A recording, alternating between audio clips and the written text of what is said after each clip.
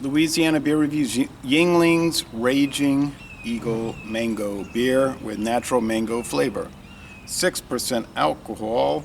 This was introduced in 2021. I don't know why they call it a Raging Eagle, but it's from Yuengling. It's a 24-ounce can. They said it's only sold in these cans, but that changes. Sometimes they'll then add bottles, add draft.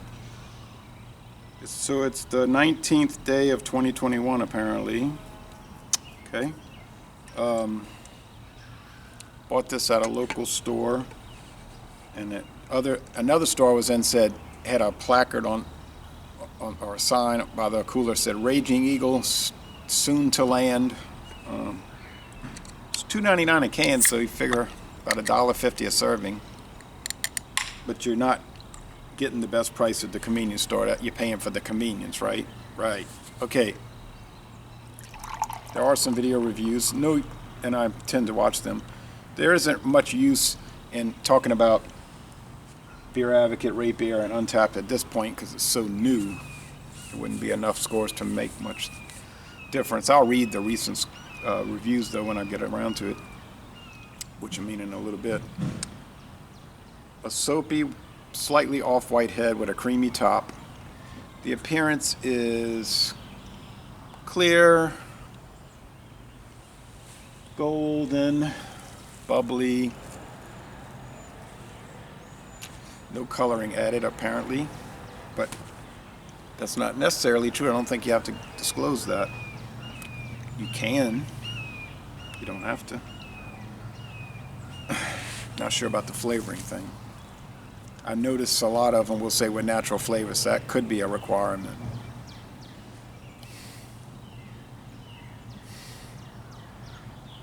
They say they use it's a Pilsner with, what did they say? Something like quality or special hops. They didn't name the type of hops. They just said with like really good hops. All right.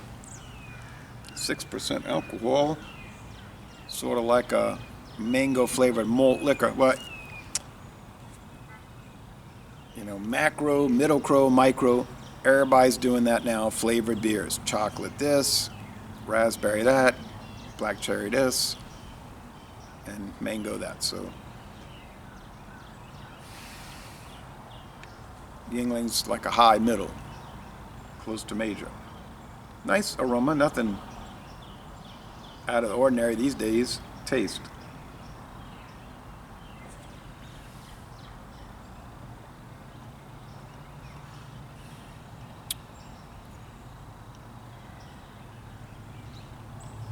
Tastes kind of like Yuengling premium beer, but it's stronger than that. The premium I found was sort of bland, but it was fine. A lot of beers are bland, but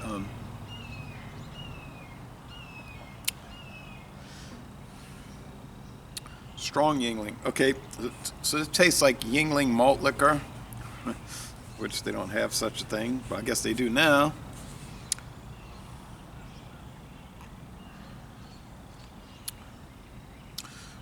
There's some mango flavor. It isn't too strong. There's some hop bitterness, like a Pilsner. I don't know if it's 30 hot IBUs, 33 IBUs, but like a Pilsner should be, in my opinion, not 9 IBUs like a certain fine Pilsner beer at 4.2% alcohol. You know what I mean? I'm mocking my own self. I'm mocking myself just now. Okay. High medium body. It's a very dry finish. Man, this beer would make you thirsty drinking it. Some are, I think, designed that way. I think Bud Light is designed to make you thirsty so you can never catch up, and you just keep drinking and drinking and drinking. But if you think about it, you can just go get some water and drink it. And that'll quench your thirst, and then you could drink a few more of those ultra dry beers.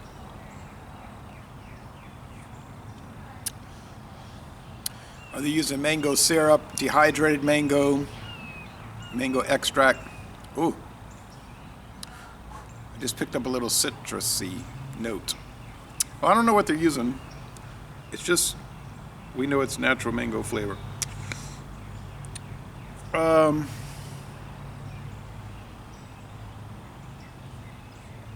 Yuengling, they kind of like Shiner, Beta, a New Orleans brewery, which I will not name ever again. But they're part of this kind of presentation.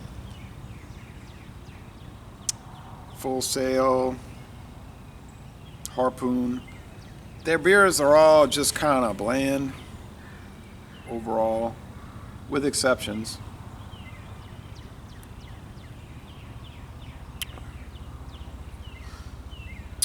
A lot of St. Arnold's do fall into that also. They make some really high, but then the other breweries I name also make some really high level expensive ones. I don't mean that they're bad beers, they're just kind of bland. Can you have a bland beer that's high scoring? I think you could. I don't think this will be one of them. It's not going to be low scoring. So it has a pleasant flavor. It's nice. It's easygoing. It's fine. A lot of beers are fine. And then you'll say, but the score is so high. It's a situation, like I've said before, of upper level mediocrity.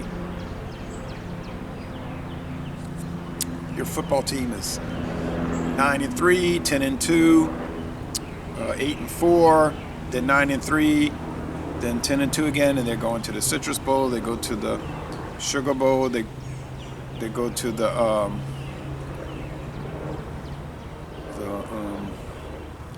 Peach Bowl. Then back to the Citrus Bowl, and you keep thinking one year they're going to win the national championship, but of course they never do. So, but they're still very good, and they're a team. They're always in the top 10, top 15. Sometimes drop down into the top 20, but they're still one of the better teams in the country. And there's a lot of beers on the market, like I say, macro, middle crow, micro, that are that way. They can roam around the 92, 93 out of 100. Sometimes they drop to 87 to 92. That level, just that, what I'm describing, upper level mediocrity. On their own merits, they're pretty nice. You put them into comparison, they don't do so well. It's fine. I mean, would I recommend it? I would recommend it if you just want something that is like a regular old, say like a King Cobra, but with some mango flavor. Okay? I said this so many times that if you're going to do flavored mass-produced beers, they tend to do better at the 8 to 10 to 12. Even the 14%, let's be honest, the Four Loko with their artificial flavoring, although I noticed the recent one is they're starting to bring in natural flavoring. I guess they figure they better get more dedicated to that. But the more powerful ones seem to hold the flavor together better.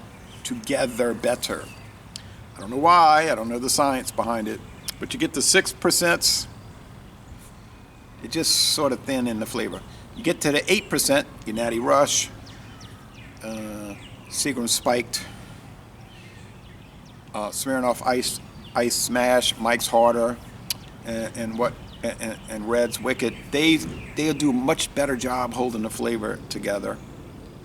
And then when you get to the 10s, the original Club Tails, oh yes, and the MXD, the 12%, and then the Four Loko 14.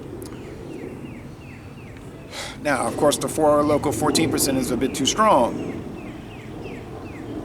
But I have to say that I find that those more powerful ones, like I just said, I can't explain, they do hold the flavor together better. May not appeal to you, I don't know. All right, so anyway, this one is, get off those theoretical things. It can't make it into the 90s, nope. I think it's far from it. A lot of the flavored beers, as you sip on them, drink on them, and think on them, they'll keep improving. By the time I shut the camera off and go sit down and start to write the review, it'll just, I say, well, it's better and better. Oh, I'm not going to go reshoot the video. This one seems to be declining a bit. Off flavors, off aromas. No, nothing like that. It's just a predominance of blandness. And it seems to be coming more and more into play. And the flavor and the character is dissipating. And I'm sorry, but I didn't make the product. I'm not selling the product. I'm just reviewing it. I bought it. So, sorry about these long videos. These are hard to figure out.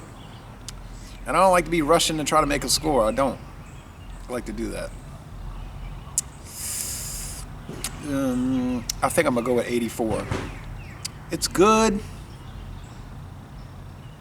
And that's it. It's good, 84. But I can think of so many beers that are 94.